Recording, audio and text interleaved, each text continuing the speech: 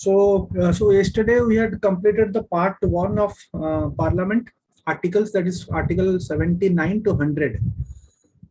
So from here we'll be doing the part 2, that is from 101 article till 122, and 123 is will include that legislative power of President, that is the ordinance making. We'll include in this class only. Okay, fine. So first is vacation of seats, 101 article.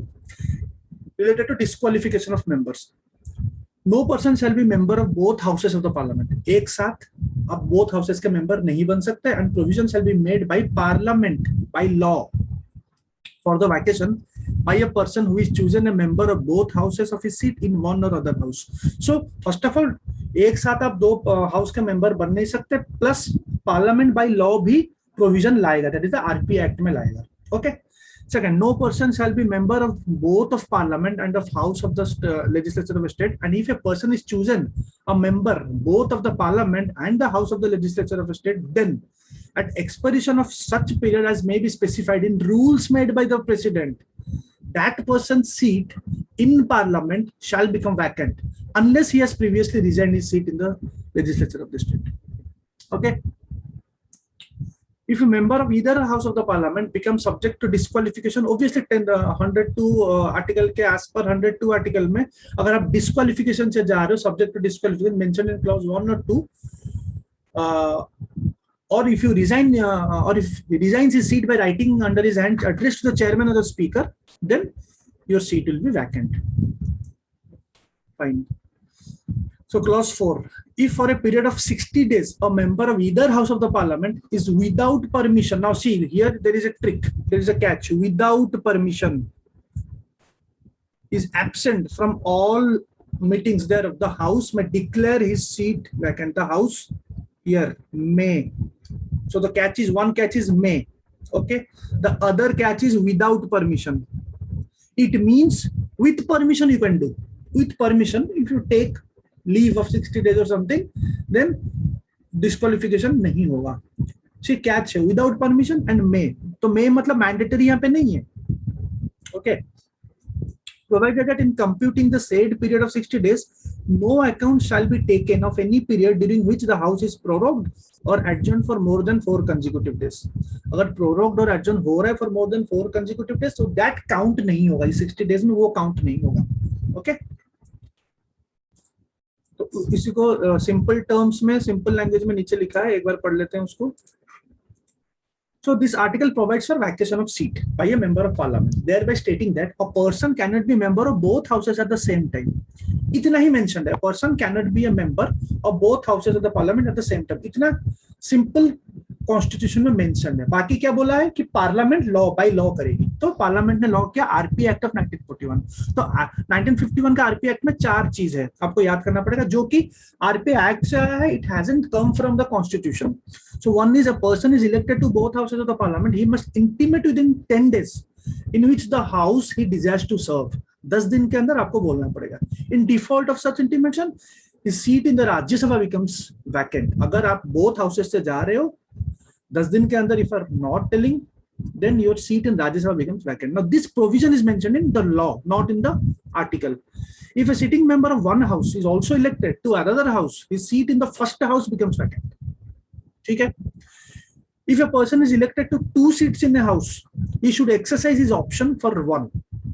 Otherwise, both seats should become vacant. आपको एक choose करना पड़ेगा, नहीं तो both seats will be vacant.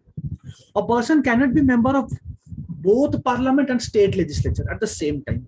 If a person is so elected, his seat in parliament becomes vacant if he does not resign his seat in the state legislature within 14 days. ठीक है.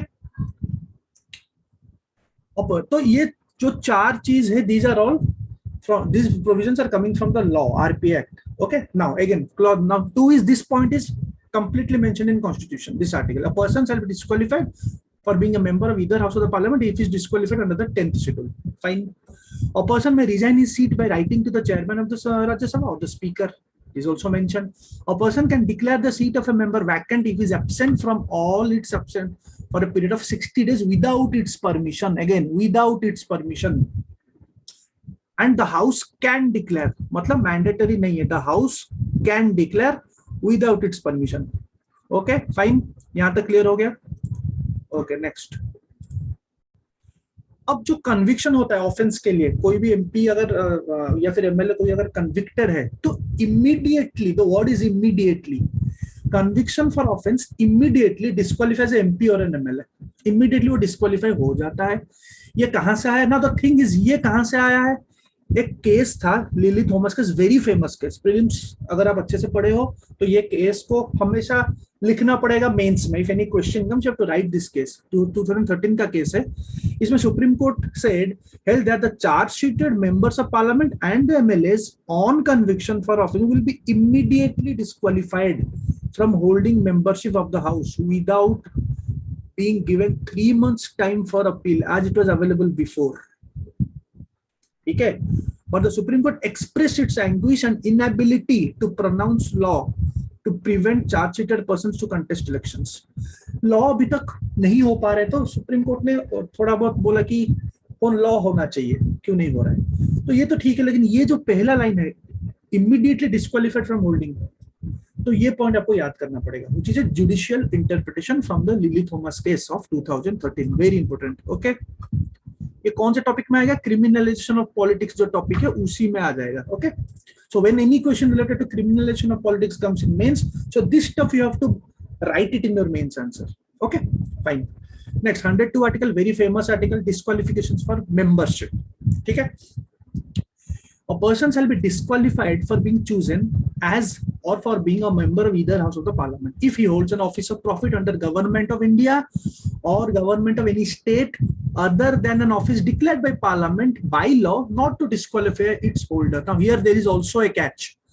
We all know that office of profit is a provision for disqualification, we know it, but if parliament by law has mentioned okay, now they can have office of profit, that is other thing, then no problem, no, there will be no disqualification. One catch. Second catch is government of India, government of any state, there is no mention of local authority. Again, there is no mention of local authority. Okay, why I'm telling, because when we studied about president का जो qualification है, he has to like he should not hold any office under government of India, government of any state or any local authority, cannot, any government में office of profit president के लिए हो नहीं सकता, लेकिन यहाँ पे बस दो के लिए, government of India and government of any state. ठीक है,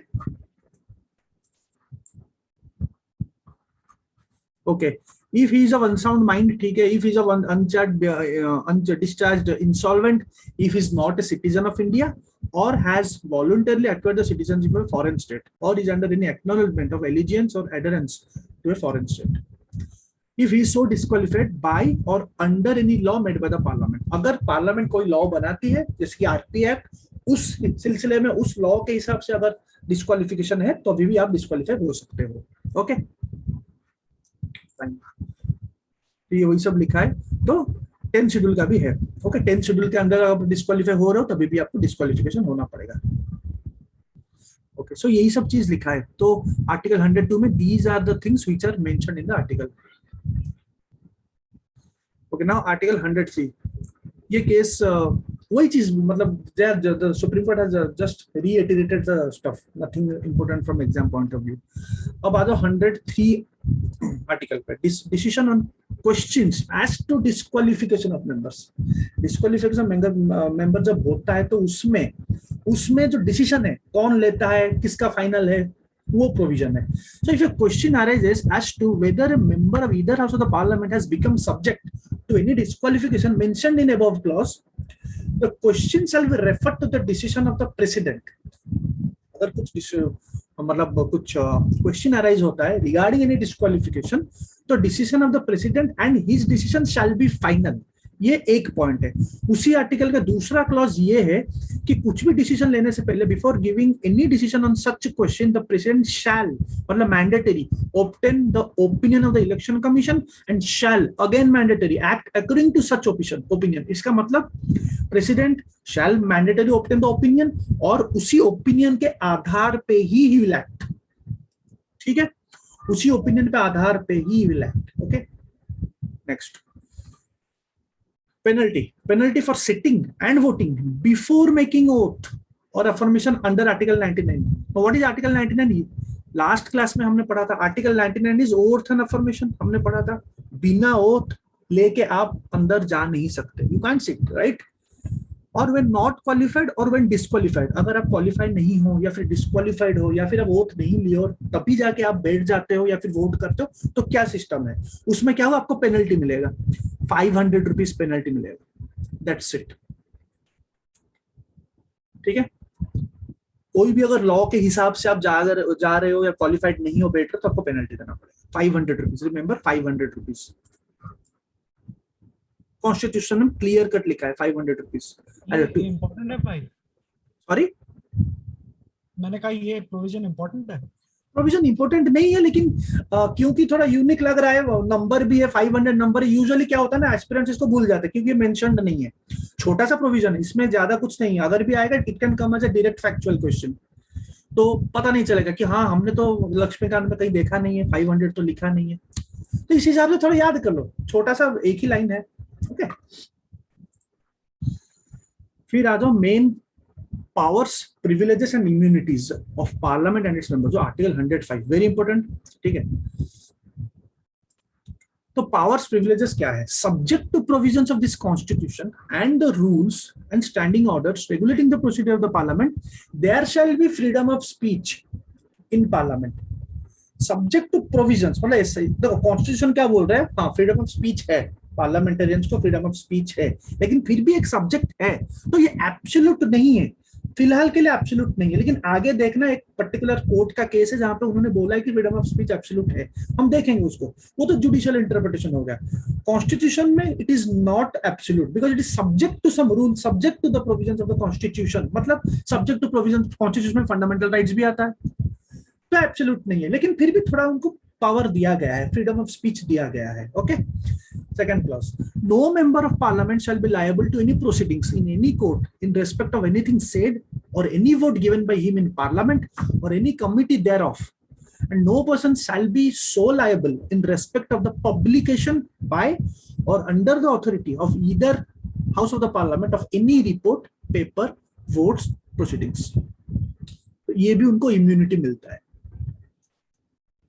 Third, in other respects, the powers, privileges and immunities of each house of the parliament and members and committees of each house shall be such as may from time to time be defined by parliament by law. मतलब power parliament को दिया गया है, constitution has given power to the parliament कि time to time आप power, privileges, immunities को law के format में ला सकते हो. बट टिल नाउ वो नहीं हुआ है, because till now if the powers, privileges are not codified in a law. ठीक है. बट पावर है, कर सकता है. एंड until so defined, जब तक डिफाइन नहीं हुआ है लॉ पे, इट शैल दोज, वो कैसे काम करे, immediately 44 section 15 of the 44th amendment act के हिसाब से थोड़ा चलेगा. आपको 44th अमेंडमेंट है 1978 जब हम पढ़ेंगे वहां से सेक्शन 15 देखेंगे. ओके. लेकिन फिलहाल के लिए यू कैन रिमेंबर कि अभी तक कोडिफिकेशन नहीं है, उसका बहुत सारे सोर्सेस है, कोई लॉ से, कोई मतलब डायरेक्ट कोडिफिकेशन नहीं है, कोई दूसरे लॉ से आता है, कोई अलग सोर्सेस से आता है, कुछ कन्वेंशन से आता है, कुछ ब्रिटिश से लिया गया है, ये जो पावर और जो इम्यूनिटीज है और जो प्रिविलेजेस है. ठीक है. The provisions of clause 1, 2 and 3 shall apply in relation to persons who by virtue of this constitution have the right to speak in and otherwise to take part in the proceedings of a house of the parliament or any committee thereof as they apply in relation to members of the parliament. ठीक है. अब उसको इसी constitution को अगर language के format में लिखेंगे, देखो यहाँ से प्रीलिम्स रिलेटेड आपको पता चल जाएगा. See this article prescribes parliamentary privileges both houses of the parliament के लिए. तो क्या क्या है? फ्रीडम ऑफ स्पीच है. पहला वाला अगर देखोगे, पहला क्लॉज फ्रीडम ऑफ स्पीच ही तो है. सेकंड देखोगे right of publication of proceedings. फिर क्लॉज 3 देखोगे freedom from arrest. MPs are immune from arrest in civil cases while the parliament is in session and for 40 days before or after the session. However, criminal cases में they can be arrested even when the house is in session. House session में भी, लेकिन criminal cases के लिए कोई छूट नहीं है. Civil cases के लिए आपको है 40 days before and after the session, even when the parliament is in session. Immune है उनको। राइट टू एक्सक्लूड स्ट्रेंजर्स, वो राणे को अरेस्ट किया था, क्रिमिनल केस थी उनकी। Criminal case, yes, criminal case में अरेस्ट हो सकता है। Right to exclude strangers, right of the house to regulate its own procedure and conduct in own business, right to punish members और outsiders for contempt, ये भी कर सकता है। क्योंकि कर्नाटका में हुआ था एक केस 1-2 साल पहले, किसी एक पब्लिशर को कुछ एक पनिश किया गया था कर्नाटका में, if I remember it correctly, ठीक है, 1-2 साल पहले, ठीक है। तो ये सब आपको याद करना पड़ेगा। नाउ अब ये केस है कटजू केस, रिमेम्बर 2017 का केस है, इंपोर्टेंट केस है, ठीक है। इन मार्कंडे कटजू से लोकसभा मार्कंडे कटजू केस में क्या हुआ था, supreme court observe that the freedom of speech of members is absolute and sacrosanct. उन्होंने बोला यहाँ पे फ्रीडम ऑफ स्पीच की बात हो रही है, बस क्लॉज 1 की बात हो रही है। The complete immunity is confined on legislatures from any action in court in respect of their speeches। मतलब यहाँ पे कटजू केस में सुप्रीम कोर्ट पर्टिकुलरली स्पीच के ऊपर बोल रहा है। जी फिलहाल के लिए इतना है, लेकिन आगे बहुत सारे केसेस आ सकते हैं, बहुत सारे चेंजेस हो सकते हैं, लेकिन फिलहाल के लिए आप अगर कॉन्स्टिट्यूशनल प्रोविजन में जाओगे तो freedom of speech is subject to, obviously fundamental right किसी की हानि नहीं कर सकते आप स्पीच, फ्रीडम ऑफ स्पीच सबको, लेकिन इट्स नॉट एब्सोल्यूट। लेकिन अगर पर्टिकुलरली कटजू केस के बारे में आएगा फिर आप लिख सकते हो, वैसे जरूरी नहीं है। ओके, फिर salaries and allowance of members, minister का सैलरी अलाउंस हमने पढ़ लिया, ये मेंबर का है। Members of either house of the parliament shall be entitled to such salaries and allowances as may be from time to time determined by the parliament. Parliament by law इनके बारे में कर सकता है। यहाँ पे वो 3rd 4th शेड्यूल चीज नहीं आएगा, वो मिनिस्टर्स के लिए है, ये नंबर ओनली मेंबर्स के लिए है, ठीक है। अब आज सबसे जो मेन कंफ्यूज करता है खास करके एग्जाम पे, वो है मनी बिल और bill, legislative procedure of the parliament, ठीक है। Article 107 provisions as to introduction and passing of bills. Bills मतलब यहाँ पे नॉर्मल बिल की बात हो रही है, ठीक है। Subject to provisions of Article 109 and 17 with respect to money bills and other financial bills, a bill may originate in either house of the parliament। मतलब मनी बिल को छोड़ के और फाइनेंशियल बिल को छोड़ के जो आगे हम पढ़ेंगे आर्टिकल 109 और 117 में, बाकी जो बिल्स है, नॉर्मल बिल है, वो कहीं पे भी आप ओरिजिनेट कर सकते हो, लोकसभा पे या फिर राज्यसभा में। Subject to the provisions of Article 108 and 109, a bill shall not be deemed to have been passed by the houses of the parliament unless it has been agreed to by both houses, either without amendment or with amendment, only as are agreed by both houses। कोई भी bill बिना amendment में हो या बिना amendment हो, एक house पास करता है, दूसरा हाउस अमेंड कर सकता है, नहीं भी कर सकता है, लेकिन दोनों के दोनों पास होने के बाद ही वो मतलब वो एक्ट होगा, पास हो मतलब पास होने का जो चीज है, दोनों से पास होना पड़ेगा। नेक्स्ट, यहाँ से थोड़ा याद नहीं रहता, लेकिन आप अभी से याद कर सकते हो। Bill pending in parliament shall not lapse by reason of the prorogation of the house। A bill pending in the parliament, parliament मतलब यहाँ पे कहीं पे भी, लोकसभा में पेंडिंग हो, राज्यसभा में पेंडिंग हो, वो लैप्स नहीं करेगा। किसके लिए? अगर प्रोरोग हुआ है। प्रोरोग बस प्रेसिडेंट ही कर सकता है। अगर प्रोरोग हुआ है तो बिल अगर पेंडिंग दोनों हाउस में है, वो लैप्स नहीं करेगा, it will not lapse. Remember clause 4 क्या बोल रहा है? अ bill pending in Rajya Sabha, council of states, which has not been passed by the house of the people shall not lapse on the dissolution of the house of the people। तो prorogue में अलग है, prorogue में बिल्कुल lapse नहीं करेगा। लेकिन यहाँ पे भी अगर कोई एक बिल राज्यसभा में पेंडिंग है और वो पास नहीं हुआ है लोकसभा में, इट विल नॉट लैप्स। अगर हाउस डिसॉल्व हो गया है, लोकसभा डिसॉल्व होती है, ठीक है। अ bill which is pending in the house of the people, अभी ये बिल पेंडिंग कहाँ पे है? लोकसभा पे है। और which have been passed by the house of the people, अगर पेंडिंग भी है और पास भी हो गया, सपोज मान लो, लेकिन राज्यसभा में पेंडिंग है, shall subject to the provisions of Article 100 lapse on the dissolution of the house। तो इस क्लॉज 5 में 2 पॉइंट्स है। अगर लोकसभा में पेंडिंग है और राज्यसभा में पेंडिंग है तो लैप्स करेगा। अगर लोकसभा में पास हो चुका है, राज्यसभा में पेंडिंग है, लैप्स करेगा। So two means if it origins from Lok Sabha and even if it passes by Lok Sabha, it gets lapsed। Exactly. Yeah. It gets lapsed। तो याद कैसे करोगे? देखो पॉइंट नंबर 3 तो ऑब्वियसली याद हो जाएगा बिकॉज वो लैप्स नहीं करेगा, प्रोरोग, ये तो प्रोरोग का है। अब पॉइंट नंबर 4, क्लॉज 4 और क्लॉज 5 जो है, remember only one, it's up to you. अपना एक रिमेंबर कर लो। तो अदर ऑटोमेटिक रिमेंबर हो जाएगा। ठीक है, प्रोरोगेशन तो आपको याद हो गया, उसके साथ आपको कभी प्रॉब्लम नहीं हो, इसको लैप्स नहीं करेगा कभी भी कुछ भी हो, अगर the reason is prorogation. Here the reason is dissolution. Dissolution में 1, 2, 3 there are 3 options. Out of 3 options you can remember only one. You can remember only one. ठीक है, उस हिसाब से आपको याद हो जाएगा अगर क्वेश्चन आएगा, बिकॉज क्वेश्चन अनटच्ड है, क्वेश्चन कैन कम, इस बार आ सकता है। ठीक है, अगर आएगा आप ये क्वेश्चन अगर गलत करोगे तो कोई फायदा नहीं है फिर। ठीक है, और ये सबके सब कॉन्स्टिट्यूशनल प्रोविजंस हैं, क्योंकि हम आर्टिकल में भी पढ़ रहे हैं। तो उसी चीज को उन्होंने नॉर्मल लैंग्वेज में यहाँ पे लिखा है। तो वही चीज है, ordinary bill 107 deals with ordinary bill, 110 deals with money bill, आगे पढ़ेंगे। तो यहाँ पे लिखा during the prorogation of the parliament if the bill is pending it shall not lapse. Any bill pending in the Council of States shall not lapse by the reason of dissolution of the House which has been not passed by the House of the People. A bill which has been pending or passed by the Lok Sabha but pending in the Council of States shall lapse.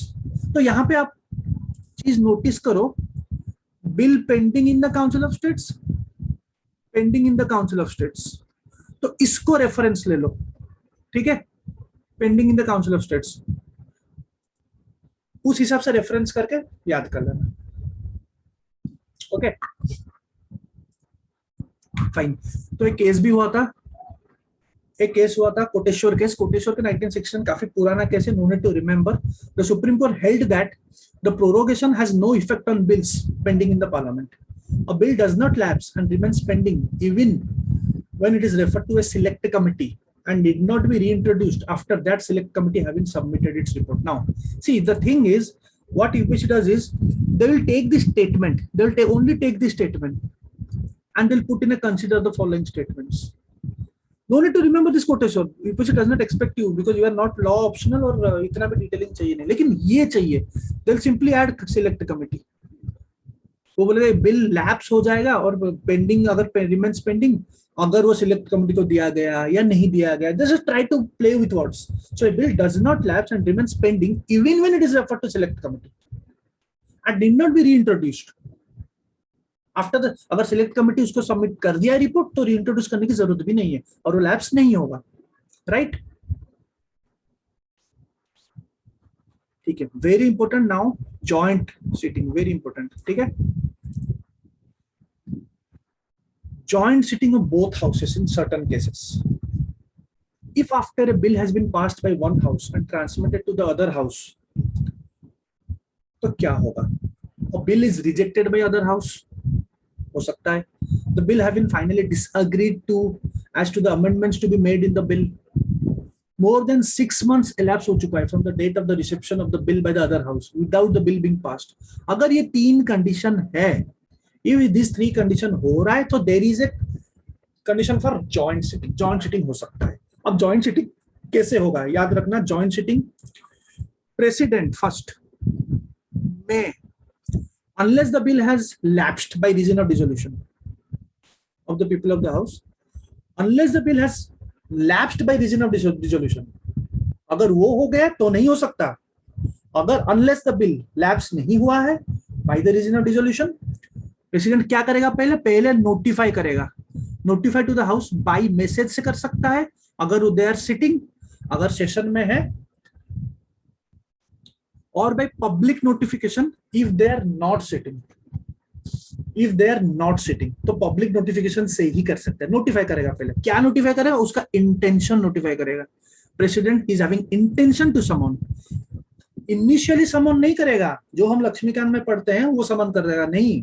पहले notify करेगा, bye message करेगा अगर session है, अगर session नहीं है तभी भी कर सकता है. सो डोंट गेट कंफ्यूज्ड कि जॉइंट सिटिंग तभी हो सकता है और या फिर जब सेशन नहीं है और प्रेसिडेंट उस टाइम पे जॉइंट सिटिंग समन नहीं कर सकता है तभी भी गलत है. कर सकता है. If there is no sitting also he can do his intention to summon them to meet in a joint sitting for the purpose of deliberating and voting in the bill. ठीक है, so फर्स्ट फेज खत्म हो गया. तो यहाँ पे क्या हुआ? ओनली हम बात कर रहे हैं नोटिफिकेशन के लिए, समन नहीं किया है अभी तक. ठीक है, नोटिफिकेशन किया, फाइन. फिर in reckoning any such period of 6 months as is referred to in clause 1, no account shall be taken of any period during which the house referred to in subclause C of that clause is prorogued or adjourned for more than 4 consecutive days. मतलब count नहीं किया जाएगा, no account will be taken अगर कुछ prorogue या फिर वो हुआ है. But the main question format comes in clause 3. देखो, where the president has under clause 1 notify कर दिया है his intention of summoning the houses to meet in a joint sitting. Neither house shall proceed further with the bill. Neither house shall, अगर एक बार president ने बोल दिया, notify कर दिया कि मेरा इंटेंशन है जॉइंट सिटिंग के लिए, I will summon, my intention is of summoning, no house can proceed. But the president may at any time after the date of his notification summon the houses to meet in a joint sitting for the purpose specified in the notification, and if he does so the house shall meet accordingly. तो पहले notify करेगा उसका intention, फिर president क्या करेगा, may at any time. तो यहाँ पे कोई टाइम नहीं है.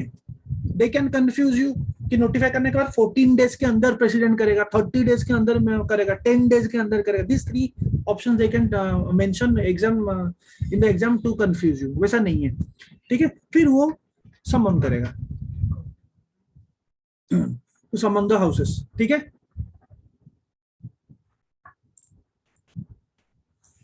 Next point, if at the क्योंकि लिखा है that and the if so the house shall meet accordingly, क्या हम इसको इंटरप्रेट कर सकते हैं that means attendance of every member is required? नहीं, वो उसका नीचे है, pass majority of the total, majority present and voting, उसका नेक्स्ट क्लॉज में लिखा है. अच्छा, मतलब कि मैंडेटरी नहीं है, मतलब ऐसा भी हो सकता है प्रेसिडेंट बुलाए जॉइंट सिटिंग के लिए और कोई भी ना आए, कोई हो सकता है, लेकिन पास तो तभी होगा जब प्रेजेंट एंड सिटिंग होगा, मेजॉरिटी में पास होगा, राइट. हाँ, लेकिन एक चीज ये है कि हाउस को आना पड़ेगा, हाउस शैल मीट, ये मैंडेटरी है. अब हाउस में कितने जन है वो लिखा नहीं है, हाउस को आना पड़ेगा, that is shall, because shall meet. It is mandatory after notification, after notification, after summoning. Remember, after notification it is not nothing. After notification then he will give the date of summon, then only. Okay, ठीक है. If at the joint sitting of 2 houses the bill with such amendments, if any, अगर कुछ amendment भी है, चलो मान लो, as are agreed to in the joint sitting is passed by a majority of the total number of members of both houses present and voting. जितना आएंगे present and voting अगर करेंगे, then only it shall be deemed to have been passed by both the houses. This is the joint sitting का formula, अंदर में जो process है जो होता है. Okay, provided that, अब यहाँ पे और एक catch है, provided that at a joint sitting, if the bill having been passed by one house has not been passed by the other house with amendments and returned to the house in which it originated, no amendment shall be proposed to the bill other than such amendments which is necessary, as are made necessary by the delay in the passage of the bill. Related to अगर कुछ amendment, वैसे तो no amendment can be proposed, लेकिन अगर कुछ amendments if any अगर necessary है तो वो हो सकता है. If the bill has been so passed and returned, only such amendments are aforesaid shall be proposed to the bill, and such other amendments as are relevant to the matters with respect to which houses have not agreed.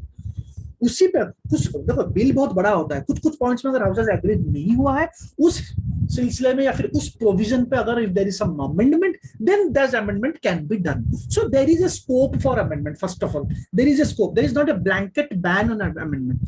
Okay, there is, you can't इधर उधर की amendment आप कर नहीं सकते, but relevant amendments you can do. So there is a scope for an amendment in the joint sitting also. ठीक है. Again, and the decision of the person presiding. Now ध्यान से यहाँ पे कैच है, and the person presiding as to the amendments to which are admissible under shall be final. तो यहाँ पे मुझे एक चीज बताओ, इस आर्टिकल की बात बस हो रही है, यहाँ पे पर्सन प्रिसाइडिंग बोल रहा है. हमको क्या पता है कौन प्रिसाइड करता है joint sitting? As per Laxmikant speaker करता है. ओके फाइन, स्पीकर करता है, हम पढ़ेंगे, जहां पे स्पीकर करता है वहां पे पढ़ेंगे. इस आर्टिकल में स्पीकर के बारे में लिखा नहीं है, इस आर्टिकल में decision of the person presiding के बारे में लिखा है. और कहां पे स्पीकर, वो आगे के और एक आर्टिकल है वहां पे लिखा है. प्रेसिडेंट रूल्स बनाता है और हाँ, प्रेसिडेंट रूल्स बनाते, तो रूल्स ऑफ प्रोसीड्योर की जो आर्टिकल है वहां पे लिखा है स्पीकर करेगा। ओके, हम पहुंचेंगे वहां पे, ठीक है।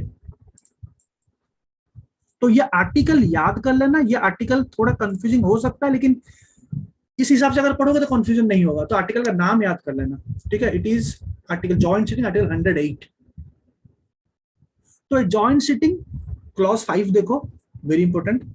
A joint sitting may be held under this article and bill passed thereat, notwithstanding that a dissolution of the House of the People has intervened, since the President notified his intention to summon the House of to meet. Wait, ये language में problem हो रहा है, नीचे आ जाओ।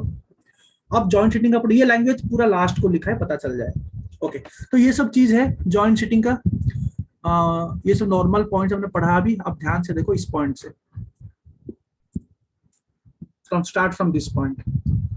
The president, however, cannot summon a joint sitting if the bill in question has lapsed by the reason of dissolution of Lok Sabha. ये ऊपर के एक क्लॉज में, फर्स्ट क्लॉज में ही लिखा है। Unless, मैंने बोला ना, unless it is lapsed by a reason of dissolution of Lok Sabha, अगर वो नहीं है तभी समन कर सकता है। So it is a condition president का। हमेशा प्रेसिडेंट समन नहीं कर सकता। अगर at any point of time, at any case president summon कर सकता है, it will be a wrong statement, ठीक है। The president may notify to the house by sending a message of his intention to summon them for a joint sitting for the purpose of deliberation and voting. By sending a message कर सकता है और notification से भी हो सकता है, ठीक है, fine. If the houses were not in session, फिर भी the president may express his intention by a public notification. अगर सेशन में है तभी तो वो मैसेज कर देगा, सेंडिंग ए मैसेज। अगर सेशन में नहीं है तो पब्लिक नोटिफिकेशन से करेगा। ऑपोजिट मत करना, सेशन में है तब पब्लिक नोटिफिकेशन नहीं होगा। पब्लिक नोटिफिकेशन तभी होगा when not in session, when in session sending a message, ठीक है। After such notification neither houses shall proceed further with the bill. एक बार नोटिफिकेशन आ गया, दोनों हाउस अब इस बिल को लेकर प्रोसीड नहीं कर सकते, ठीक है। फिर उसके बाद वो डेट देगा, president will say okay this is the date we have to I will summon, फिर उसके बाद समनिंग होती है। चलो, in the joint sitting if both houses agree on the amendments and pass the bill by majority of the members of the house present and voting, the bill shall be deemed to have been passed by both houses. अभी हमने वो उसको पढ़ा। In the joint sitting, no new amendments shall be admissible except which are relevant to the matters on which both the houses do not agree. Clear cut लिखा है। Now, the question of admissibility shall be elected by the person who is presiding, that is the Speaker of the House of the People. ये जो provision Speaker of the House of the People ये दूसरे article से आएगा। यहाँ पे बस जो प्रिसाइड किया है, ऐसा नहीं कि हमेशा स्पीकर प्रिसाइड करेगा। अगर स्पीकर नहीं है, सपोज मान लो जॉइंट सिटिंग में स्पीकर नहीं है, तो कौन प्रिसाइड करेगा? क्विक बताओ। Deputy chairman. No, deputy speaker पहले करेगा। First is deputy speaker of Lok Sabha. अगर डेप्यूटी स्पीकर नहीं है तब डेप्यूटी चेयरमैन करेगा। और ये सब के सब रूल्स में लिखा है, पढ़ेंगे अभी। रिमेंबर, अगर ये नहीं है स्पीकर ऑफ हाउस, स्पीकर नहीं है तो डेप्यूटी स्पीकर करेगा। अगर डेप्यूटी स्पीकर नहीं है तो deputy chairman of Lok Sabha Rajya Sabha करेंगे, ठीक है। नाउ इंपॉर्टेंट थिंग, अब अगर इफ ए बिल जो कि डिस्प्यूट में हैज ऑलरेडी लैप्स्ड, ठीक है, already lapsed due to dissolution of Lok Sabha, trick देखना, कैच पकड़ना, यहाँ पे भी लैप्स है, लेकिन यहाँ पे अगर लैप्स है by reason of dissolution of Lok Sabha, यहाँ पे कैन नॉट समन, ठीक है, ये हमको पता चल। लेकिन यहाँ इसी स्टेटमेंट के इस स्टेटमेंट पे आओ, सेम चीज, if it is already lapsed due to dissolution of Lok Sabha, no joint can be summon, we know, but the joint sitting can be held if Lok Sabha is dissolved after the president has notified the intention to summon such meeting. तो इसका मतलब ये है, notification अगर president ने दे दिया है अपना इंटेंशन, तो अगर डिसोल्यूशन भी हो चुका, कुछ भी हो जाए, करना पड़ेगा। खास करके डिसोल्यूशन की बात हो रही है यहाँ पे। नोटिफिकेशन देने के बाद, if after giving the notification there is dissolution, then he can summon, he can, joint sitting can be held, but it cannot be, अगर उससे पहले डिसोल्यूशन हो गया है और नोटिफिकेशन उसके बाद दे रहा, फिर नहीं हो सकता। Got it?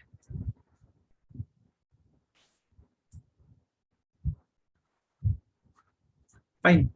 तो ये एक इंपॉर्टेंट पॉइंट था। नेक्स्ट है 109 special procedure with respect to money bills. Money bills काफी इजी है। तो money bills first of all council of states में हो नहीं सकता, राज्यसभा में हो नहीं सकता, ठीक है। After a money bill has been passed by the house of the people, Lok Sabha, it shall be transmitted to the Rajya Sabha for its recommendation के लिए जाएगा, and the Rajya Sabha shall within a period of 14 days from the date of its receipt of the bill return करेंगे to the house of the people with its recommendation, and the house of the people may accept, may reject, उनके ऊपर है, ठीक है। If the house of the people accepts, अगर accept करते हैं recommendation of the Rajya Sabha, the money bill shall be deemed to have been passed by both houses with amendments. Except भी कर सकते हैं। If the House of the Bill does not accept any of the recommendation, the money bill shall be deemed to have been passed by both. यहाँ पे भी ऐसा माना जाएगा कि वो पास हुआ है लेकिन विदाउट उनका amendments, without any amendments. If a money bill passed by the House of the People and transmitted to the Council of States for its recommendation is not returned to the House of the People within the said period of 14 days, it shall be deemed to have been passed by both houses at the expiration of the said period in the form in which it was passed by the House of the People. ठीक है, तो ये तो normal sentences है, यहाँ पे वही sentence यहाँ पे सब लिखा है, ठीक है। सिर्फ हाउस ऑफ द पीपल में हो सकता है, तो ये बेसिकली लोकसभा के ऊपर है। राज्यसभा के पास जाएगा, राज्यसभा के पास, लेकिन राज्यसभा के पास जाएगा जरूर, ठीक है, राज्यसभा के पास जाएगा, फिर उसके उनके ऊपर है कि वो अमेंडमेंट दे रहे हैं या नहीं दे रहे हैं, और लोकसभा के ऊपर है कि वो एक्सेप्ट कर रहे हैं या नहीं कर रहे हैं, ठीक है। अगर 14 डेज के बीच में उन्होंने नहीं वापस दिया तो automatically it will deem to have been passed, okay. अब आ जाओ definition of money bills. Now definition of money bills, यहीं से क्वेश्चन आया था 2018 में, बहुत कंफ्यूजिंग क्वेश्चन आया था। Now 110 article definition of money bills. For the purpose of this chapter, a bill shall be deemed to be a money bill if it contains only provision dealing with all or any, not हम all भी हो सकता है और any, एक भी अगर कोई भी प्रोविजन है तो वो मनी बिल हो सकता है। तो क्या क्या है? इम्पोजिशन, एबोलिशन, रेमिशन, ऑल्टरेशन और रेगुलेशन ऑफ एनी टैक्स। कोई भी बिल में अगर ये चीज है related to this, it will be money bill. Regulation of borrowing of money, कहीं से मनी हम बोरो कर रहे हैं, और giving any guarantee by the government of India. Government बहुत गारंटी देती है लोन्स को लेकर, स्टेट गवर्नमेंट्स को देके बहुत गारंटी देती है, तो उसमें रिलेटेड अगर कुछ है, और the amendment of the law with respect to any financial obligations undertaken or to be undertaken by government of India, तो ये भी मनी बिल से। तो यहाँ पे कीवर्ड क्या है? Related to any borrowing, any guarantee, any financial obligations, India, government of India, ठीक है। थर्ड क्या है? कस्टडी, कॉन्सोलिडेटेड फंड का कस्टडी और कॉन्टीजेंसी फंड ऑफ इंडिया का कस्टडी। तो यहाँ पे कीवर्ड है, अगर कोई भी bill related to custody of consolidated fund, यहाँ पे और कोई फंड नहीं है, आप कंफ्यूज मत होना, यहाँ पे और कुछ फंड नहीं है, ठीक है। The payment of money into or the withdrawal of money from any such fund, कोई भी अगर कोई भी मनी अगर इससे आ रहा है या फिर यहाँ से जा रहा है और इनका कस्टडी रिलेटेड बिल है तो वो मनी बिल है। Next, appropriation of money out of the consolidated fund of India. Appropriation, कोई भी एक बिल से हम एप्रोप्रिएशन बिल करते हैं, राइट, पैसा निकालते हैं, ठीक है। एप्रोप्रिएशन माने out of consolidated fund of India, वो भी money bill. Declaration of any expenditure, खर्चा, कोई भी अगर खर्चा हम कर रहे हैं और चार्ज कर रहे हैं out of the consolidated fund of India, वो भी money bill. Receipt of money, ना यहाँ पे receipt of money on account of the consolidated fund of India or public account, यहाँ पे कॉन्टीजेंसी नहीं है। एक ऑप्शन वहां पे था एग्जाम पे 2018 में, यही स्टेटमेंट के जगह उन्होंने कंटीजेंसी डाल दिया था, तो कंफ्यूजन हो जाती है।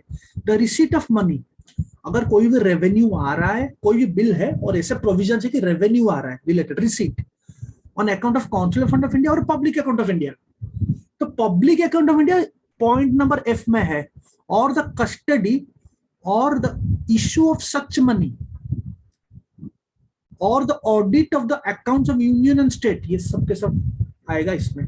अब ध्यान से कैच है यहाँ पे, इसका इंग्लिश क्या है? क्या ये custody of public account of India के बारे में बोल रहा है?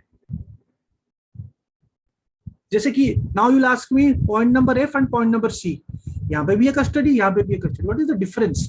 Here the custody is of the total consolidated fund, total contingency fund, here the custody is about the this receipt of the money, ठीक है। or the issue of such money, so that anything related to that money bill. आप अगर 2018 का question देखोगे and check the wrong options, then you will come to know how they have designed this answer, this question. बहुत ही difficult उस time पे लगा था, ठीक है, बिकॉज पॉलिटी में बिटवीन द लाइंस पढ़ना बहुत जरूरी है. ओके, और any matter incidental to any of the matters specified in sub clause. तो वही चीज है जो सब क्लॉज में अगर कुछ है तो ये सब सब क्लॉज है, ठीक है. A bill shall not be deemed to be a money bill by reason only it provides for the imposition of fines or other pecuniary penalties, or for the demand or for the payment of fees for license or fees for services rendered, or by reason that it provides for the imposition, abolition, remission, alteration, regulation of any tax by local authority. तो ये सब money bill नहीं है. You have to remember each and every word. ये सब money bill नहीं है. कोई भी बिल है जो कि फाइन रिलेटेड बात कर रहा है, या फिर कोई लाइसेंस रिलेटेड बात कर रहा है, कोई एक सर्विसेज रिलेटेड फीस बात कर रहा है, या फिर लोकल अथॉरिटी अगर कोई टैक्स कर रहा है, वो नहीं है, ठीक है. If any question arises whether a bill is money bill or not, तो decision of the speaker of the house of the people is final. ये तो पता है, डिसीजन उनका फाइनल है, स्पीकर, ठीक है. ऑब्वियसली जब एंडोर्स जाएगा तो एक सर्टिफिकेट चाहिए, सर्टिफिकेशन ऑफ द स्पीकर चाहिए कि हाँ ये मनी बिल है. वही चीज क्लॉज नंबर 4 में लिखा है, the certificate of the speaker of the house of the people signed by him that it is money bill. जब ये प्रेसिडेंट के पास जाता है साइन के लिए, मतलब एसेंट के लिए, तब प्रेसिडेंट देखा कि हाँ ये सर्टिफिकेशन है या नहीं. ओके, तो ये सब कॉन्स्टिट्यूशनल प्रोविजंस है. तो एग्जैक्टली वही चीज यहाँ पे लिखा है, एग्जैक्टली वही चीज है.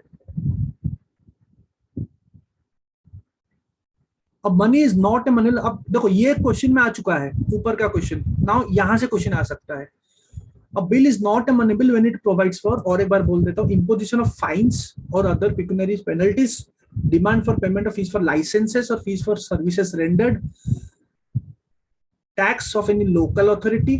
ठीक है, ये तीन याद कर लेना. If any provisions is there in a bill related to this, it is not a money bill. Okay. So final decision is speaker, but it is subject to judicial review. It is subject to judicial review. Okay. Fine. Now assent to bills. When a bill has been passed by the houses of the parliament, it shall be presented to the president.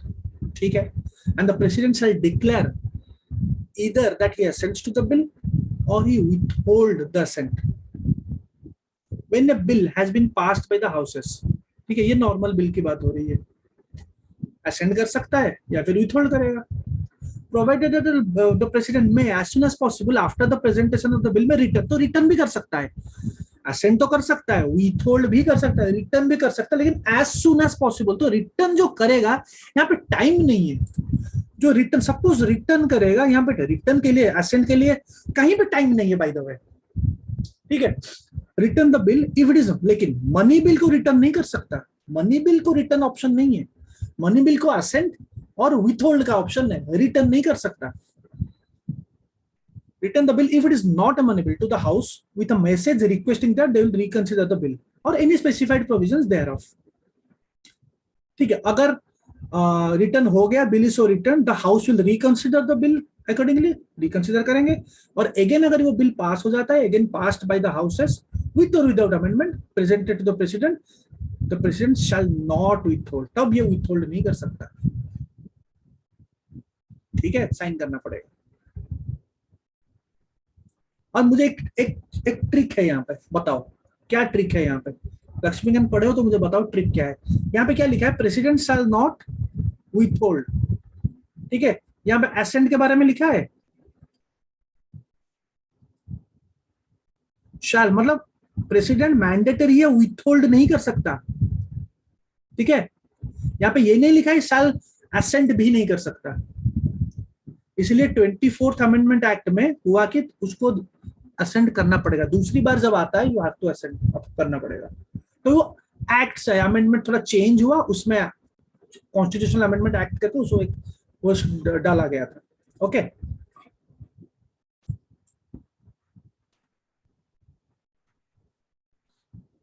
तो वही चीज, president may give assent to the bill और reserve his bill, तो वही सब चीज लिखा है, bound to give his assent to the bill, तो सच बता this time the president is bound to give, no need to remember the amendment act, but ये जान लो कि हाँ दूसरी बार जब आएगा तो आपको प्रेसिडेंट को bound to give assent, normal bills में।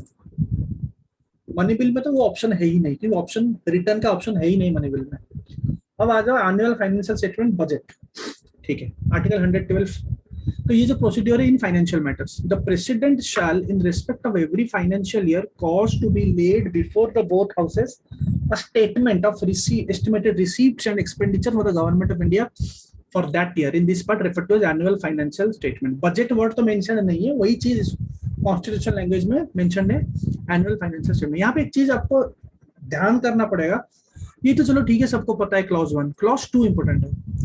क्लॉज 2 में द एस्टिमेट्स ऑफ एक्सपेंडिचर, जो खर्चा है, खर्चा का जो एस्टिमेट है वो रहेगा embodied in the annual financial statement, shall show separately, अलग अलग, ये वर्ड है सेपरेटली, अलग अलग। क्या? एक है the sums required to meet expenditure described by this constitution and the expenditure charged upon the constitution fund of India, जो खर्चा वहां से चार्ज होगा, क्योंकि नॉर्मल जो प्रेसिडेंट का होता है, कैग का, वो सब जो चीज हो, बड़े बड़े पोस्ट का वहां से पैसा निकलता है जो नॉन वोटेबल है। और है जो अदर एक्सपेंडिचर, जो कि प्रपोजल दिया जाएगा, इतना इतना खर्चा, जो मेन बजट होता है, इतना करोड़ खर्चा हमारा एनिमल हस्बेंड्री का, इतना इतना इस मिनिस्ट्री का, तो वो अलग अलग सेपरेटली दिया जाएगा। ये एक चीज है। और क्या है? शैल मैंडेटरी है to distinguish expenditure on revenue account from other expenditure. तो हम जब हम इकोनॉमिक सर्वे में पढ़े थे रेवेन्यू एक्सपेंडिचर, ठीक है, रेवेन्यू अकाउंट एंड दूसरा जो एक्सपेंडिचर, तो एक्सपेंडिचर और रेवेन्यू जो होता है, जो आमदनी और जो खर्चा, उसको अलग अलग करना पड़ेगा, और ये मैंडेटरी है, आपको अलग अलग करना पड़ेगा, कॉन्स्टिट्यूशनल प्रोविजन, ठीक है, ये कॉन्स्टिट्यूशनल प्रोविजन है। आप इस प्रोविजन को don't confuse with FRBM act. FRBM act is fiscal management, fiscal consolidation कैसे होगा, वहां पे कुछ और स्टेटमेंट्स है, दैट हम एक्ट से पढ़े थे। ये statement is a constitutional statement. ये जो अलग अलग डिस्टिंग्विश करके रखा जाएगा, ये एफआरबीएम एक्ट में लिखा नहीं है, ये यहाँ पे लिखा है, ठीक है।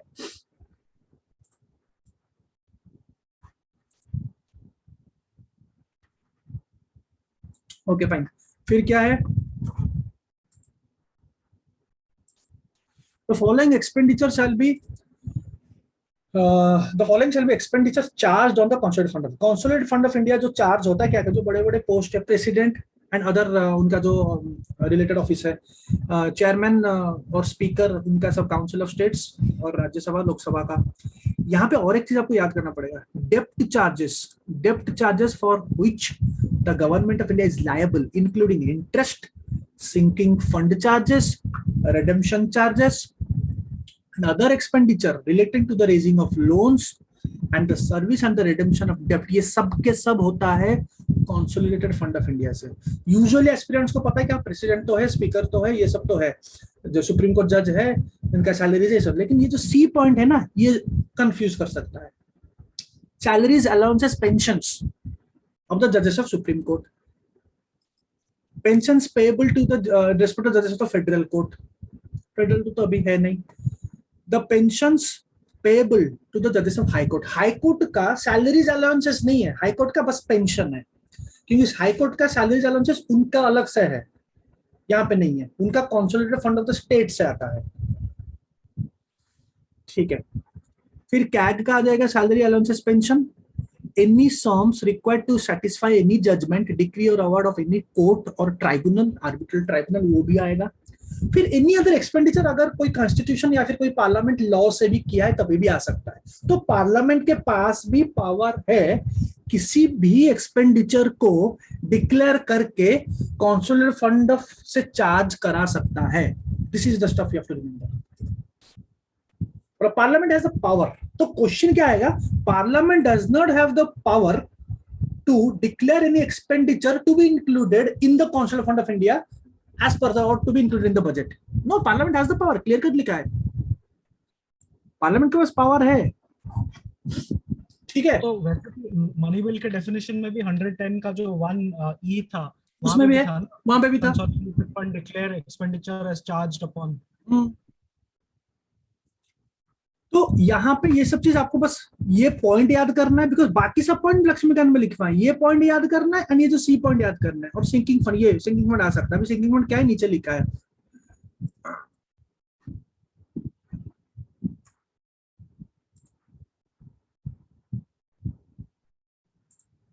ठीक है.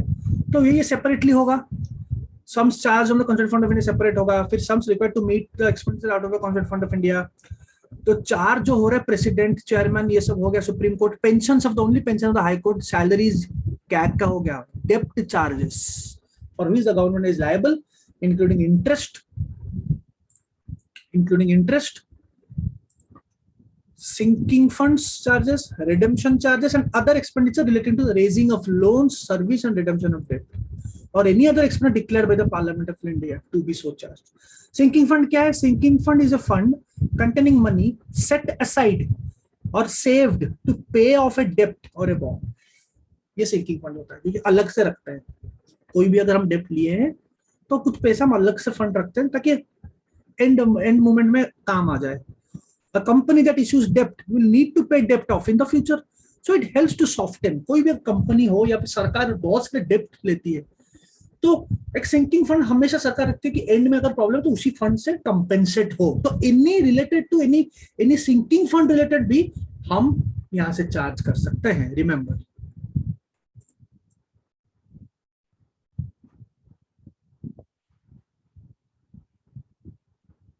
Okay, next. Procedure to be in Parliament in respect of estimates. ठीक है. So much of the estimates as relates to the expenditure charge of the Constitutional Fund of India shall not be submitted to the vote of the Parliament. जो ऊपर हमने देखा ये चीज को Consolidated Fund of से चार्ज होता है, ये वोट नहीं हो सकता. तो सिंकिंग फंड वोट नहीं, sinking fund is non votable. बाकी सब चीज तो पता है हमको, बट सिंकिंग फंड नॉन वोटेबल है, ये याद कर लो. एनीथिंग लोन्स रिलेटेड ये सब नॉन वोटेबल है. ठीक है. सेकंड भी वही है. अगर बाकी इसको छोड़ के जो अदर एक्सपेंडिचर है, so much of the said estimates as relates to other expenditure, उसको आप सबमिट करोगे. This has to be submitted in the form of demand for grants to the Lok Sabha, House of the People. Parliament नहीं, House of the People. And the House of the People shall have power to assent or refuse to assent to any demand. फिर वहीं पे voting होती है. To any demand assent कर सकते हैं, refuse कर सकते हैं, or to assent any demand subject to reduction of the amount specified. No demand for a grant shall be made except on the recommendation of the President. कोई भी demand for grant जो आप कर रहे हो वहां पे प्रेसिडेंट के बिना रिकमेंडेशन से हो नहीं पाएगा. ओके, नेक्स्ट आ जाए एप्रोप्रिएशन बिल्स. एप्रोप्रिएशन बिल्स, फिर उसके बाद एप्रोप्रिएशन होगा. डिमांड के बाद एप्रोप्रिएशन होता है, जो हमने लक्ष्मीकांत के बुक में पढ़ा भी था. As soon as maybe after the grants under Article 113 have been made by the House of the People, there shall be introduced a bill to provide for the appropriation out of the Consolidated Fund of India of all monies required to meet. जो demand किए हो वो तो एक bill के format में आएगा ना. To meet the grants so made by the House of the People, जो ग्रांट उन्होंने वहां पे असेंट किया है, सो उनका ही एप्रोप्रिएशन बिल में लिखा जाएगा. The expenditure charged on the Consolidated Fund of India, but not exceeding in any case the amount shown in the statement previously laid before Parliament. इससे पहले जो अमाउंट आपने दिया है उस अमाउंट पे आप यहाँ पे एप्रोप्रिएशन बिल पे चेंज नहीं कर सकते, अमेंडमेंट नहीं कर सकते. जो उससे पहले जो डिसीजन फाइनल हुआ है उसी अमाउंट पे ही ये पास होगा. ओके, वही चीज लिखा है. No amendment shall be proposed to any such bill in either house of the Parliament which will have the effect of varying the amount or altering the destination of any grant so made or varying the amount of any expenditure charged on the Constitutional Fund of India. And the decision of the person presiding as to whether an amendment is inadmissible under this clause is final. जो वहां पे preside कर रहा है, तो अगर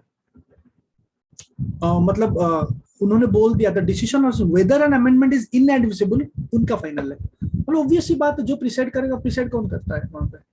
speaker.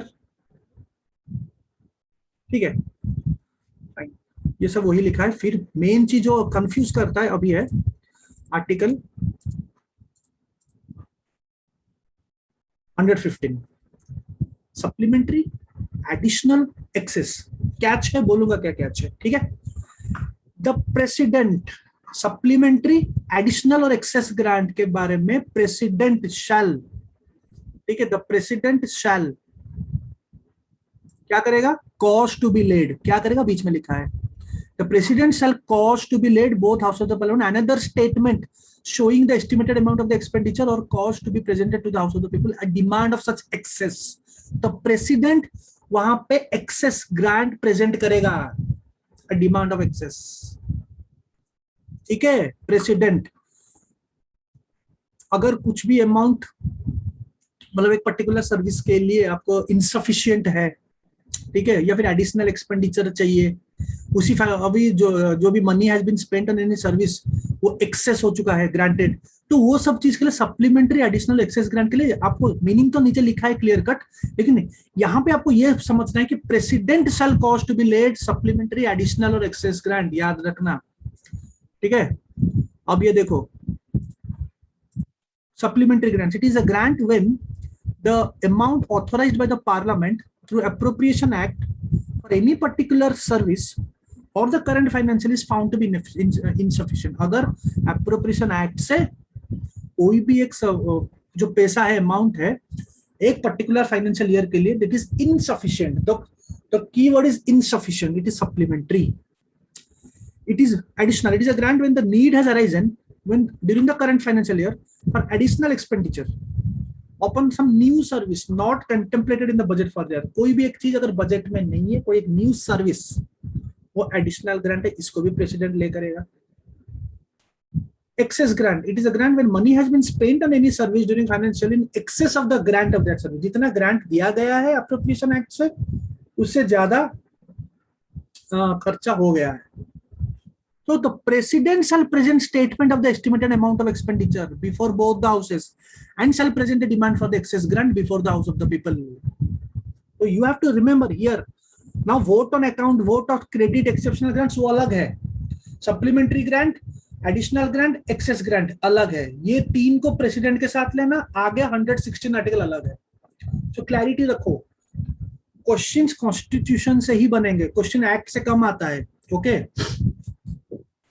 Now come to votes on account, votes of credit, exceptional grants, ठीक है। Now if you see here, you can see the trick or the catch here, votes on account, votes of credit, exceptional grant में the House of the People shall have the power। यहाँ पे president का नाम ही नहीं है, यहाँ पे president का नाम नहीं है, ध्यान रखना, ठीक है। तो याद कैसे करना है, तीन का मीनिंग अलग अलग अपने नोट्स में क्या करो, तीन को अलग अलग लिख दो, 1 2 3, इसके नीचे उसके नीचे लिख दो, साइड में 1 2 3 अलग तीन नाम लिख दो, तीन नाम के साइड में प्रेसिडेंट लिख दो, votes on account, votes of credit और एक्सेप्शनल ग्रांट के साइड में हाउस ऑफ द पीपल लिख दो, पावर हो गया। फिर 6 का मतलब लिख दो, बात खत्म, इतना ही करना है, इससे बड़ा क्वेश्चन आ ही नहीं सकता। They will try to play with the words, house of people को यहाँ पे लाएंगे, प्रेसिडेंट को वहां पे लाएंगे, ठीक है। तो यहाँ पे वही चीज है, the House of the People shall have the power to make grant in advance in respect of the estimated expenditure for a part of any financial year pending the completion of the procedure prescribed in Article 113 for the voting of such grant and the passing of the law in accordance with provision Article 14 in relation to that expenditure। तो ये है vote on account. Vote on account मतलब budget के time पे जल्दी, बहुत time लगता है बजट पास होने के लिए, लेकिन हमको पैसा जल्दी चाहिए, मनी जल्दी, थोड़ा सम 1/3 और 1/4, वो बुक में लिखा है 1/3 और 1/4 जल्दी, क्योंकि काम भी तो चाहिए सरकार का, सरकार को पैसे भी चाहिए, तो वो वोट्स ऑन अकाउंट है। लेकिन जो जनरली 1/3 होता है वो कॉन्स्टिट्यूशन में लिखा नहीं है, जो बुक में आप देखो कि जनरली 1/3 होता है वो कन्वेंशन से आया है, ओके। दूसरा है to make a grant for meeting an unexpected demand upon the resources of India when on account of a magnitude of an indefinite character. This is the term. They will never play with the terms here. They will take the terms, they will play with the meaning. वो नाम change करेंगे, meaning का नाम change करेंगे, अंदर का statement change नहीं करेंगे, याद रखना. मैग्नीट्यूड और द इंडेफिनिट कैरेक्टर की बात अगर हो रही है, ठीक है. फिर to make an exceptional grant which forms no part of the current service of the financial year, ठीक है. And Parliament shall have power to authorize by law the withdrawal of money from the consolidate fund. Consolidate fund से ही आएगा मन, लेकिन तरीका अलग अलग है. तो और एक बार देख लो, यहाँ पे क्लियर कट लिखा है. आर्टिकल 116 क्या करता है? आर्टिकल 116 ऑथराइज किया है किसको? लोकसभा को, not president, to make any grant in advance with respect to the estimated expenditure for a period of the for a part of the financial year. Here, pending the completion of the voting of the demands of the grants, enactment of the appropriation bill, vote on account. क्योंकि expenses चाहिए जल्दी, it allows तो जल्दी it allows the Indian government to withdraw the funds. I guess हम 1/3 आप withdraw कर सकते हैं. Vote of credit. It is granted for meeting an unexpected demand, indefinite character. It is a blank check given by the executive, given to the executive by the Lok Sabha. भाई इसका मतलब कोई specific amount नहीं, बस ये basically मतलब कह रहा है कि परमिशन है आपको. सपोज मान लो कोविड को बताया कि यस, तो कोविड रिलेटेड जो भी पैसा खर्चना है खर्चो आप, ये बताएगा नहीं कि आपको 1000 रुपए मिल रहा है. वो नहीं है, वो नहीं है. इनडेफिनिट कैरेक्टर, अनएक्सपेक्टेड हो गया, कोविड आ गया, कुछ आ गया, आगे कुछ और हो जाएगा, तो अनएक्सपेक्टेड, एक्सपेक्ट नहीं किए थे. That is votes of credit. मतलब जैसे वो जो एडिशनल ग्रांट जैसे था कि मतलब for some new service that has occurred, वहां पे लेकिन फिर भी वो बताएगा कि इतने अमाउंट का आपको एडिशनल वहां पे अमाउंट है, में बस बोल रहा है परमिशन है खर्चो आप. बस वहां पे एक सर्विस है, हमको पता है, हमने कहीं ना कहीं एक्सपेक्ट भी किया था. यहाँ पे टोटल अनएक्सपेक्टेड कुछ आ गया है, पता भी नहीं था, तो votes of credit. Exceptional grant is granted for a special purpose and forms no part of the current service. ठीक है, इसलिए सर वो वोट ऑफ क्रेडिट को ब्लैंक चेक बोलते हैं ना. ब्लैंक चेक बोलते हैं, इसलिए लिखा है यहाँ पे ब्लैंक चेक बोलते हैं. Hence it is like a blank check given to the executive by the Lok Sabha. तो ब्लैंक चेक अगर क्वेश्चन है तो वोट ऑफ क्रेडिट पे जाना, अकाउंट पे मत जाना. वोट्स ऑन अकाउंट नहीं है ब्लैंक चेक, क्योंकि वहां पे भी एक है, आप पूरा का पूरा पैसा नहीं उठा सकते वोट्स ऑन अकाउंट में. 1/3 या 1/4 जो भी है, कन्वेंशन क्या है, अकॉर्डिंग टू द कन्वेंशन वहां पे. लेकिन वोट्स ऑफ क्रेडिट में ब्लैंक चेक है, तो उस हिसाब से ध्यान रखना, blank cheque, votes of credit. और ये 3 वर्ड याद रखना, vote on account, vote of credit, exceptional grant. Lok Sabha president का वर्ड अगर इसमें प्रेसिडेंट वर्ड आ जाएगा वो गलत है, याद रखना. उस 3 में सप्लीमेंट्री ग्रांट के साथ अगर प्रेसिडेंट आएगा वो सही है.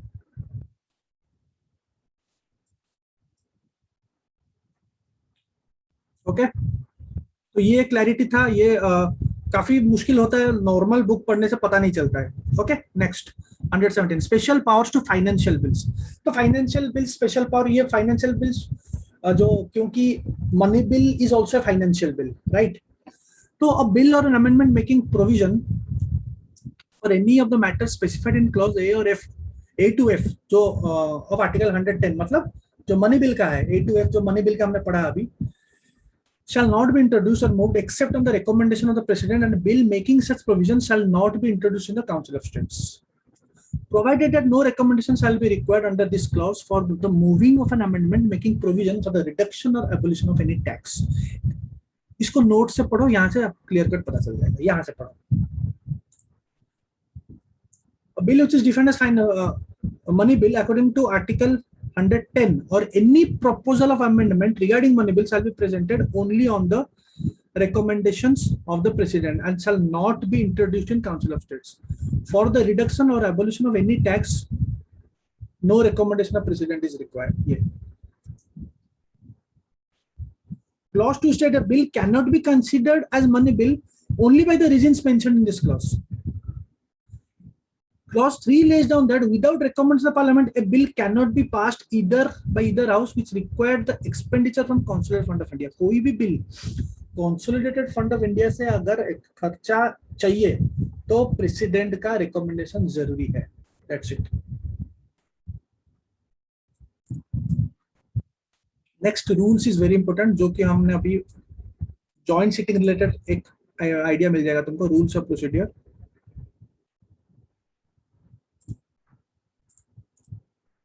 ओके,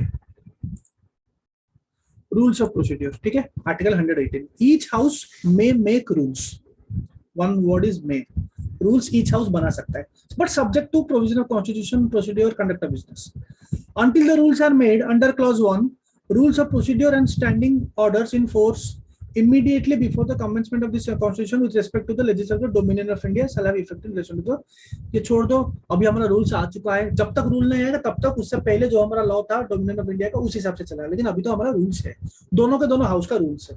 थर्ड पॉइंट में आ जाओ, the president after consultation with the chairman और speaker may make rules as to the procedure with respect to joint sittings and communication between two houses, as per rules as to the procedure।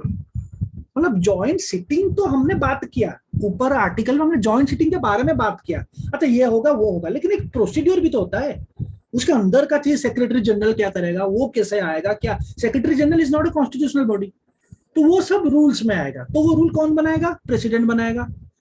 Chairman के साथ consultation करने के बाद, speaker के साथ करने के बाद दोनों का अलग अलग रूल बनाएगा, और उस रूल में जॉइंट सिटिंग के बारे में मेंशन होगा, थोड़ा डिटेल्ड, मतलब थोड़ा detailed version of joint sitting. Now at the joint sitting of the two houses, यहीं पे लिखा है the speaker of the house of the people, यहीं पे लिखा है, वहां पे नहीं लिखा था। आर्टिकल 118 जो मैंने रूल्स ऑफ प्रोसीड्योर में लिखा है, यहाँ पे क्लियर कर लिखा है स्पीकर बनेगा, तो कॉन्स्टिट्यूशनल प्रोविजन है, बट उसके एब्सेंस में कौन बनेगा ये रूल्स ऑफ प्रोसीड्योर बताएगा। एब्सेंस में कौन बनेगा? डिप्यूटी स्पीकर बनेगा। डिप्यूटी स्पीकर के एब्सेंस में कौन बनेगा? डिप्यूटी चेयरमैन ऑफ राज्यसभा बनेगा, ठीक है। तो ये लिखा कहां पे है? रूल्स ऑफ प्रोसीड्योर में लिखा है। अब रूल्स ऑफ प्रोसीड्योर कौन सा? राज्यसभा का रूल्स ऑफ प्रोसीड्योर देखते हैं, आगे है। The rules of procedure is not a constitutional version, not a constitutional part। तो मैंने उसका स्क्रीनशॉट यहाँ पे रखा है, आप देख सकते हो। दिस इज द रूल्स, ठीक है। अब अगर रूल्स देखोगे, राज्यसभा रूल्स है ये, जॉइंट सिटिंग, सेक्रेटरी जनरल का भी डेफिनेशन है, तो सेक्रेटरी जनरल का भी काम है, देखो यहाँ पे क्या क्या है, मैं बोल देता हूँ। तो जॉइंट सिटिंग ऑफ हाउसेस में ये रूल्स में लिखा है, secretary general shall issue a summon to each member specifying the time and place. मतलब प्रेसिडेंट समन कर दिया, हमको पता है, that is a constitutional provision, लेकिन प्रेसिडेंट छोटे मोटे काम तो प्रेसिडेंट नहीं करेगा ना, तो ग्राउंड लेवल पे सेक्रेटरी जनरल करता है। तो अगर क्वेश्चन आएगा, consider the following statements, dot, और कुछ नहीं। Number 1 statement, the secretary general shall issue a summon to each member specifying the time and place for a joint. It is correct, yes it is correct. Now what is the catch? What is the catch बताओ। आप बोलोगे नहीं तो समन तो president भी summon करेगा। Catch is this, to each member. Secretary general each member को करेगा, प्रेसिडेंट थोड़ी ईच मेंबर को बोलेगा तुम भी आओ, तुम भी आओ, तुम भी आओ, वैसा नहीं होता है। प्रेसिडेंट समन करेगा हाउस को, सेक्रेटरी जनरल समन करेगा ईच मेंबर को, ठीक है। फिर टाइमिंग ऑफ सिटिंग, वो भी इतना डिटेलिंग तो कॉन्स्टिट्यूशन में लिखा नहीं है, तो सब इसमें लिखा है। The hour upon which a joint sitting shall adjourn and the day and hour or the part of the same day to which it shall be adjourned shall be determined by the speaker। कितना time दिया जाएगा, क्या होगा, कितने में adjourn होगा, क्या वो स्पीकर करेगा। प्रिसाइडिंग ऑफिसर, अब कॉन्स्टिट्यूशन में क्लियर कट लिखा है कि स्पीकर होगा, तो स्पीकर के बाद क्या होगा यहाँ पे लिखा है। प्रिसाइडिंग ऑफिसर कौन है? फर्स्ट शुरू ही होता है during the absence of speaker, deputy speaker आएगा, वन ऑफ द हाउस, और उसके एब्सेंट में deputy chairman of the Rajya Sabha. And if he is also absent, such other person as may be determined by the members present in the sitting। अगर ये तीनों के तीनों absent है तो सिटिंग में जितना मेंबर है वो डिसाइड कर देंगे कौन होगा, ठीक है। तो remember this points.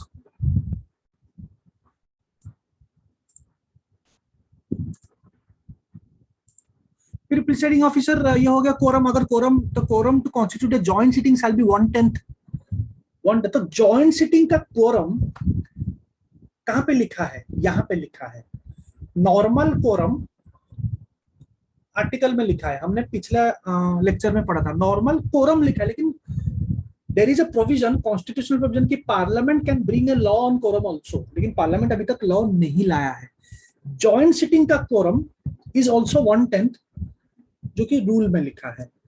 Procedure at joint sitting, the procedure of the house shall of the एमई हाउस, क्या लिखा है, shall apply with such modification and variation as the speaker. तो इसका मतलब प्रोसीड्यूर जो चलेगा वो चेंज हो सकता है, उस स्पीकर के ऊपर है, स्पीकर कुछ प्रोसीड्यूर चेंज कर सकता है। Now report of the proceedings, जो भी होगा तो secretary general shall cost the report, full report of the proceeding at every joint sitting और publish it in such form as the speaker में from time to time direct, speaker time to time direct कर सकता है। तो यहाँ पे secretary general का काम बहुत आ रहा है, if you remember, someone each member को वो करेगा, लास्ट को रिपोर्ट भी वही करेगा, जैसे उसको स्पीकर बताएगा। Okay, communication, communications between the houses shall be by messages, communication by messages होगा।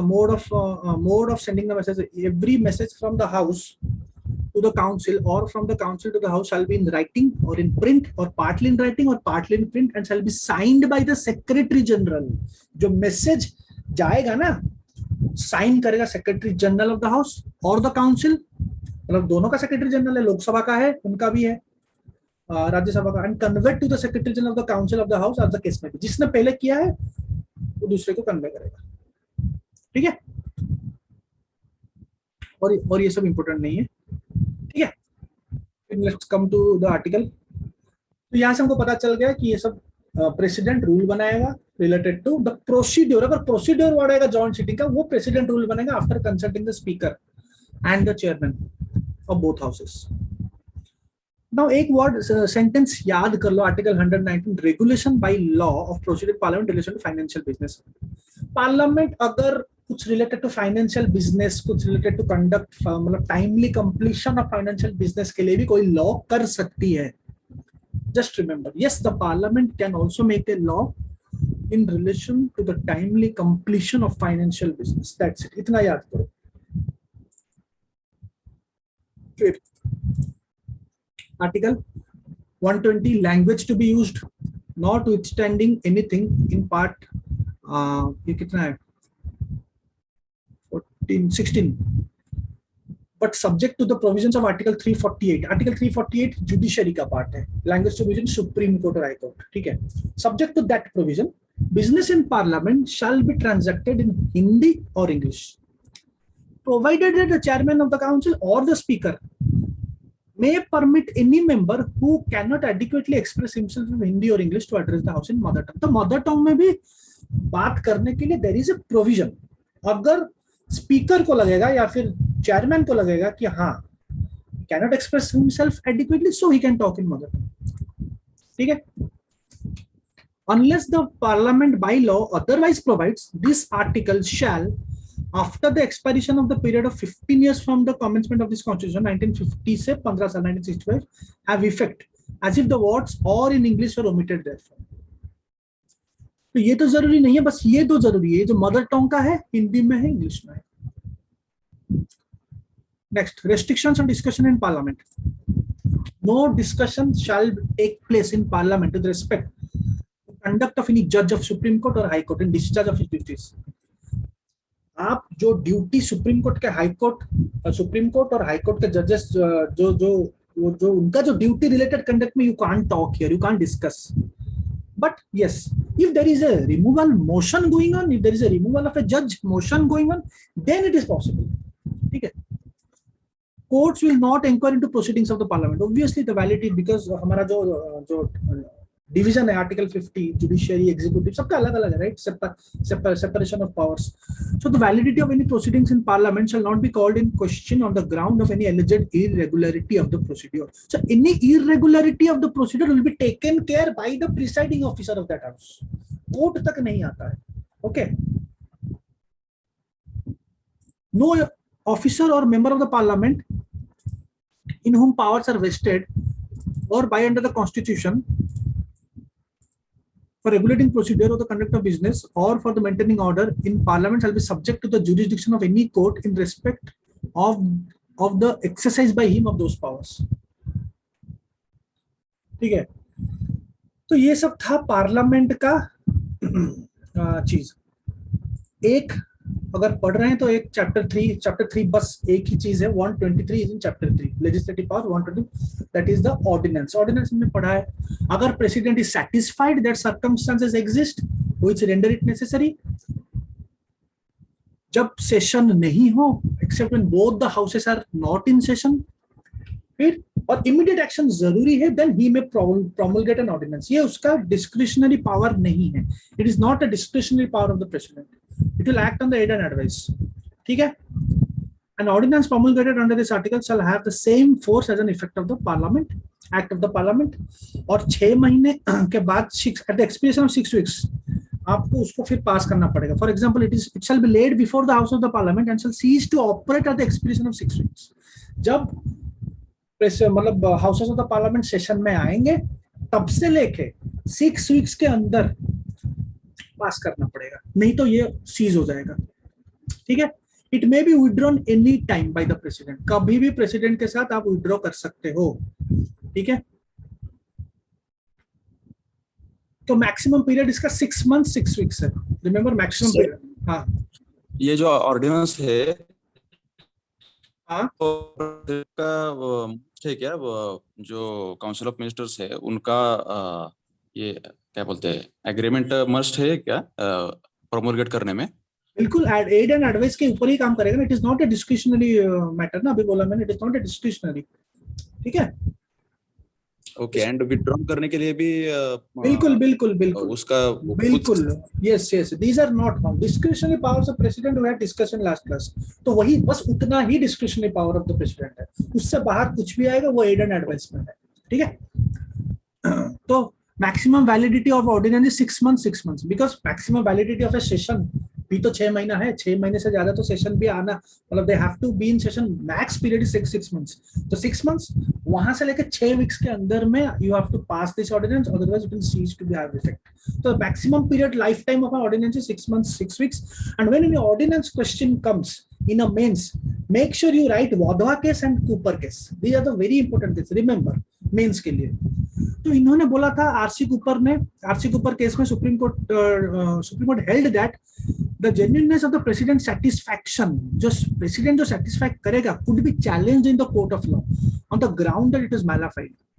चैलेंज हो सकता है क्योंकि काफी क्या होता है, पॉलिटिकली मोटिवेटेड होता है। ठीक है, बिकॉज प्रेसिडेंट कहीं ना कहीं काम करेगा किसके अंडर में, एड एंड एडवाइस में, तो जो प्रेसिडेंट का सैटिस्फैक्शन क्या ये जेन्युइन है या वो मैलाफाइड था, वो भी कोर्ट देख सकता है। ठीक है, क्योंकि you are bypassing the verdict of the legislature, right, तो वो नहीं हो सकता। तो इसलिए कूपर केस ने बोला it is subject to judicial review. और एक वाधवा केस है, काफी इंपोर्टेंट केस है वाधवा केस। तो वाधवा केस में an ordinance was kept in operation for 14 years without bringing it into the legislative assembly. As per the law, such an ordinance was to be kept in operation for 6 weeks from the date of a reassembly of the house, and if not approved by the house, then it will cease to operate. This power has been given to the president or governor to issue ordinances to meet certain emergency. हमेशा मत करो, emergency के time पे करो। So this power is enormous and extraordinary. So it should be used for constitutional purposes only in certain circumstances. Wadhwa case में supreme court ने बोला है। But the government just before 6 weeks used to prorogue the house and then they will reissue the ordinance. This is how it was kept in operation for 14 years without bringing it before the legislature. ऐसे करते थे, 6 week से पहले prorogue कर देंगे। Prorogue भी तो prorogue कौन करेगा? प्रेसिडेंट करेगा। It is also by aid and advice by the council of ministers, कर देंगे फिर रीइश्यू करेंगे, ये चलता जा रहा था। सो वाधवा केस ने बोला it is a fraud, this word you have to remember, it is a fraud on the constitution, it is a wrong exercise of power. ठीक है, so we are done with parliament. Next class में हम कोई और topic को may be state legislature को हम cover करेंगे। Okay, thank you.